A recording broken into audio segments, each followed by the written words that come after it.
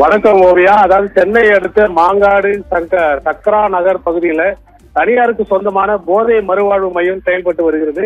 இதில் போதை பழக்கத்திற்கு அடிமையானவர்கள் 100க்கும் மேற்பட்டோர் தங்கி சிகிச்சை பெற்று வந்த நிலையில் போதை பழக்கத்திற்கு அடிமையாகி சிகிச்சை பெற்று வந்த 35 பேர் திடீரென ஒன்று கூடி காவலாளியை தாக்கிவிட்டு போதை மறுவாழ்வு மையத்திலிருந்து தப்பி சென்றுள்ள சம்பவம் ஒரு பரபரப்பை ஏற்படுத்தியுள்ளது.